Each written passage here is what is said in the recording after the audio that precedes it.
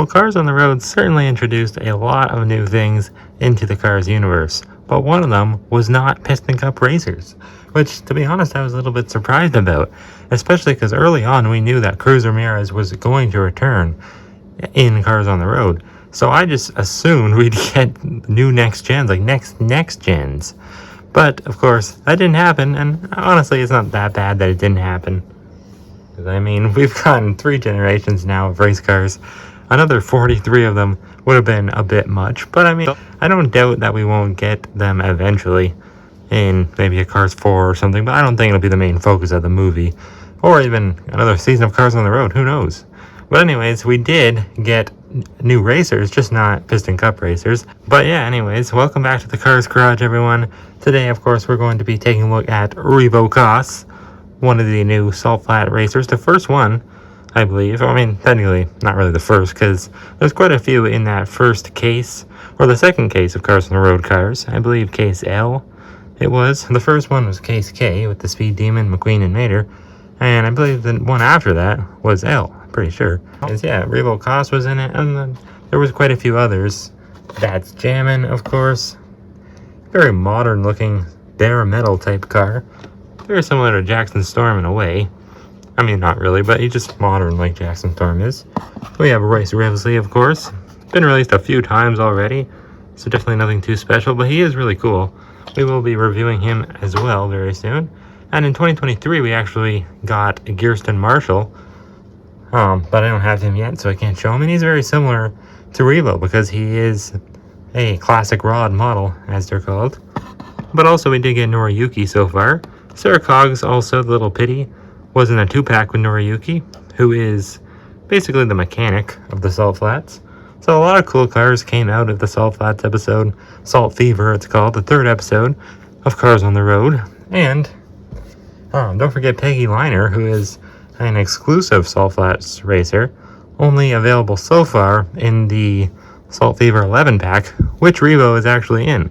So yeah, so far he's only available in that 11-pack and as this single right here.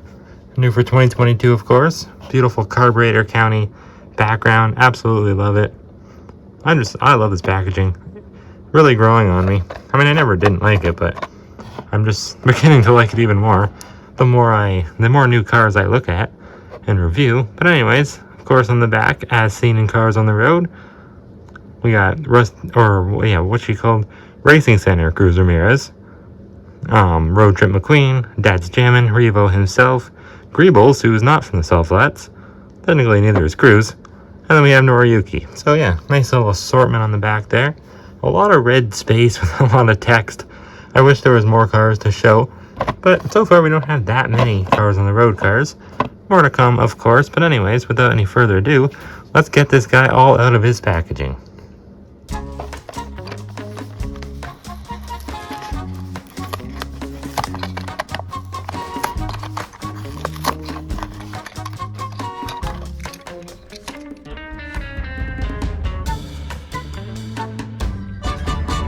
Well, there's no denying Revo is very cool looking. He's very stylish, very sporty, but, yeah, there's always a but.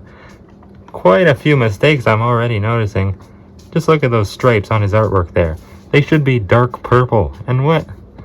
They're dark blue, and obviously a huge mistake there, but it's not the first time Mattel has done silly little errors like that. I mean, just look at Caleb Worley back here. He should be black, but he's gray.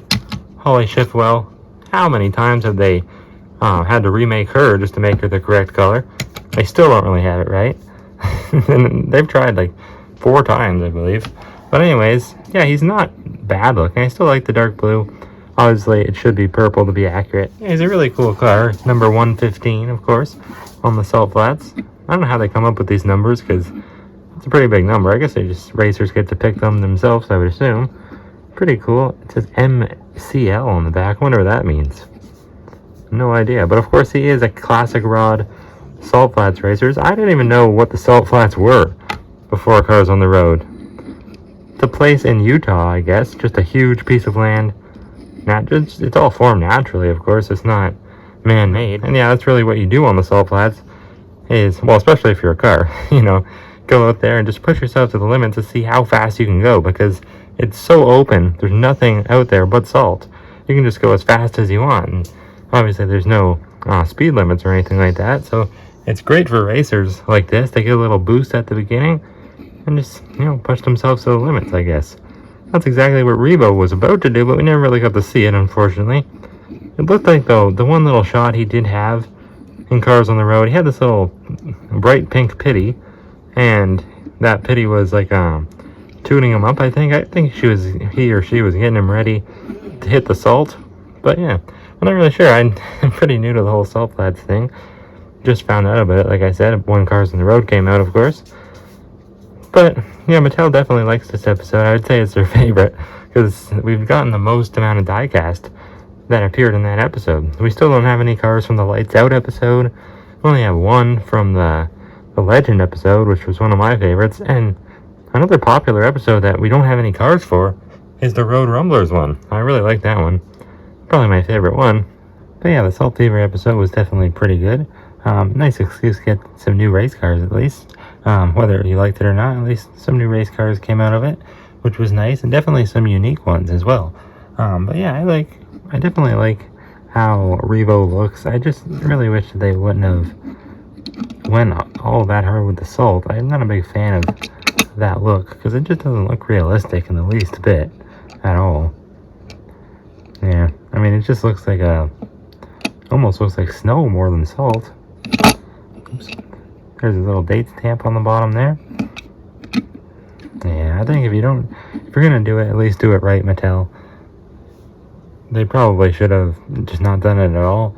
Just gave him black tires for the black base, because even on the back, even way on the back, on that, whatever that is, not really I guess like a little bumper. Even that part they did white. Kind of a shame, because Revo's a very cool car, a very cool design. I feel like Mattel kind of botched his release. Not just him though, all the Salt Flats racers really. Dad's Jammin', Race Revsley, even Peggy Liner. The only one they didn't do it for was Kirsten Marshall, and I have no idea why. But yeah, I am noticing he actually has some dents on him, like they're supposed to be there, obviously. One on this door there, and I thought he had some on the back, maybe not. Hard to tell on camera. But yeah, I'm pretty sure he has a small one on the back. Pretty cool. I like this wheel well design, because obviously he has open wheels, kind of like Francesco, which is kind of cool. A lot of these older cars, you don't see that on. Really only formula cars, so that's why I really like these Salt Flats racers, because you never know what you're going to get with them. They're all very unique. Very cool. I'm not a big fan of that paint application though on the front. You can like see the lines there. I mean, first of all, it's the wrong color, but still. They just screwed it up completely, really. Doesn't look that great. He even has like an exposed engine, which is pretty cool. Kind of like Snot Rod does. But it's just a plastic piece. It'd be nice if they made it silver or chrome, but yeah, obviously not. Yeah, number 115. And he has another number there. What's that say? J12071. Must be his, I don't know, license plate? Oh yeah, it's probably maybe his license plate number. And he just has it on his side? I don't know. He's a pretty old model of car, as you can tell, because a lot of the cars don't have that line in the middle of the windows. Even in the front he has that, so yeah, he's definitely an old car. Just modified to be a race car, of course. And yeah, even got the big giant 115 on the top there. Very cool. Also, I noticed that they don't have his axles exposed. Kind of interesting there. But it is a mistake, because, let me show you this. Look at that. Technically, it's right. He shouldn't have his axles exposed, but that little, like, circle covering them, whatever that little covering is, it should technically be teal, the same color as the rim. So that kind of sucks. They made them black, unfortunately. Did they try at least? Little lines sticking out. Reminds me of like the lines around the sun. Interesting. Yeah, pretty cool model. He's definitely been worked on. He's not just a normal out of the factory car. That's for sure. Also, he has this little lines here. They should be silver, and they should technically be like little parts on the body. It shouldn't just be painted on, but whatever. That's Mattel for you. Cool expression too, though. Pretty nice. No plastic eye plates, which is kind of nice. But I noticed that he's, like, look at that. Very, very squeaky. I don't know why. Let's have him race a little bit. Oops, right into Caleb Worley. Yeah, I don't know why he's so squeaky. Sounds kind of weird. But anyways, yeah, he's pretty similar to River Scott, one of the racing legends. There's River Scott's Flamin' version, I believe it's called. River Scott with Flames. Or Flamin' River Scott. Or Hot Rod River Scott. What is that called? I think that's what it is. Hot Rod River Scott. I gotta say, I think I prefer River Scott just because his rims look cool. But I've never been a fan of this release. Those flames just don't do that car justice. It just doesn't look good. But that's more of a fault on Pixar rather than Mattel. That's how they designed him. But yeah, see, it is the same car, pretty much. Just his fenders are removed. Obviously to make him a little bit faster. And of course he has this cool, like, pipe on the side.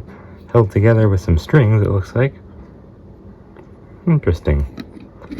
He's a very, like, put together car. Like, looks like Noriyuki probably worked on him for a while. Pretty cool. I really do like this guy.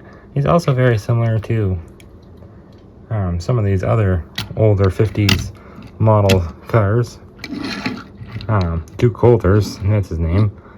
Pretty similar, but of course not the same model exactly. And of course his whole engine is covered as well. River Scott's engine isn't covered, which I've always liked that about him. You can see right through the other side. Not the case on Revo here. I thought at first his name was Revo Kos, but it is Revo. Pretty cool. He does have the exposed engine though, so kind of makes up for it. And then we have Caleb Worley here, number 3. Pretty cool. I always like that model of car. Caleb Worley is actually, or actually both of them, Duke Coulter's and Caleb Worley, will be released in 2023. Let's bring in on some of our other cars on the road cars here really quickly. Of course, the Speed Demon. Hope Revo never runs into the Speed Demon, because that wouldn't be too good for him. We have Griswold, but technically he doesn't appear on the cell flats, or he, so we won't put him in there. There's Mater, of course. Hoping eventually, I hope we do get the, what's that called? Super Speed Mater. That would be cool. Eventually, if we get that one. Also, I'm hoping that we get the salty versions of McQueen and Mater. I think that would be pretty cool. I'm not really sure. I think the only chance they would have done that is if they would have put it in the 11-pack. Salt Fever 11-pack, but they didn't, so I think they missed their chance. I don't know if they'll do that now, but then again, they just made 2 new variants of McQueen and Mater from Cars on the Road. And the only difference is the expression. So, well, Mater has a raised suspension, so, I mean, who knows? They could eventually do it one day. That'd be pretty cool. Salty versions, but not if they cake the salt on like that. I want more detail than that. Who knows? Hopefully Revo does get an updated version eventually without that salt on them. If not, I might just have to get an extra one and paint the wheels and the base, because I'm not a fan of that color. No, that doesn't look good. I guess you could say maybe it's a snowy one for wintertime, but still, I don't know. Anyways, thank you guys for watching this review. I think the next one probably be That's Jammin' or Noriyuki, one of those cars.